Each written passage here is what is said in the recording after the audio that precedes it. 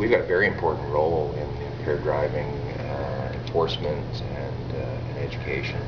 Of course, we can't do any of that alone. Do we need to do more?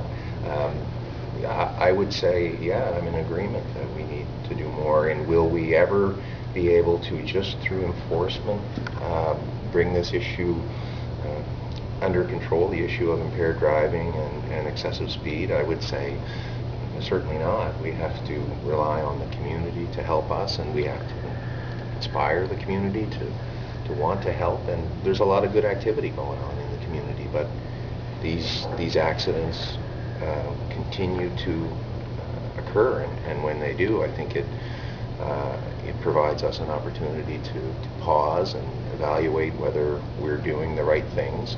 And when I say we, I mean the police department, I mean all of you and all the people in our community. How often do you talk about this with your family and your friends and your kids, and about how they conduct themselves when they're out and when they're drinking, and about how they drive their vehicles? The challenge is to all of us to do that. We have a shared responsibility, as in any crime prevention message. It's the responsibility of the police together with the community to have an impact on these, serious issues. We're mentioning impaired driving.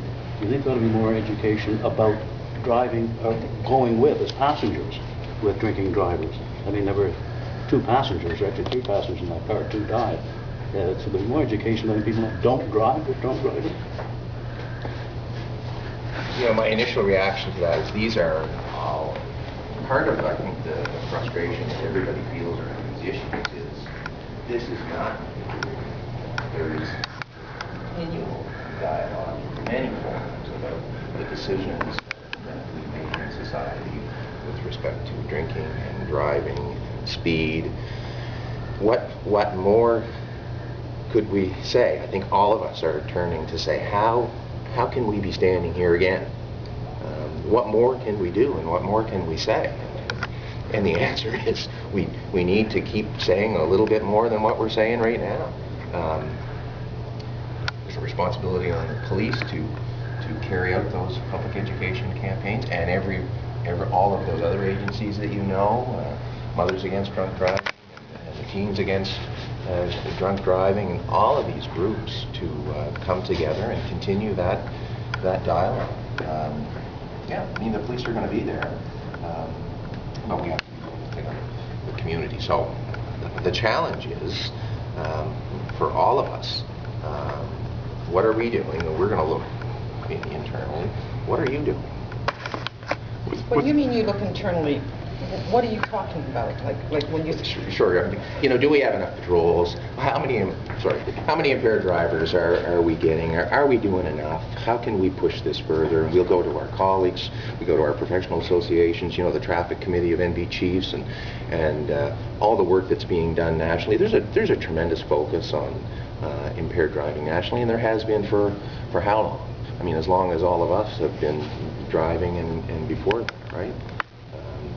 So this is not an issue that's dropping off the radar. It's there, and these accidents, I think they are just a constant reminder, and they help to galvanize our efforts behind continuing to push this issue. Inspector Blackmore, how difficult was this investigation? It was extremely difficult for the major crime investigators. Obviously, when 3 young people lose their lives, that has a dramatic effect on the investigators, so it was extremely difficult right from start to finish. It did take a long period of time to do, and as the chief mentioned, investigations of this nature are very complex. We use a major case management model to investigate them, and they do take whatever amount of time that they are required, so that we leave no stone unturned when investigating. And can you just talk a little bit about the findings of your investigation?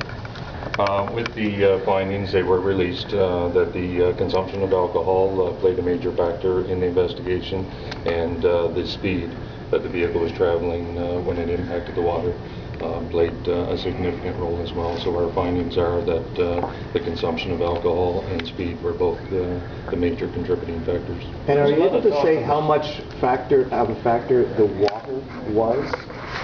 Obviously, anytime a vehicle impacts the water at the speed that our accident reconstructionist was able to give us, impacting the water at that speed would have a significant impact.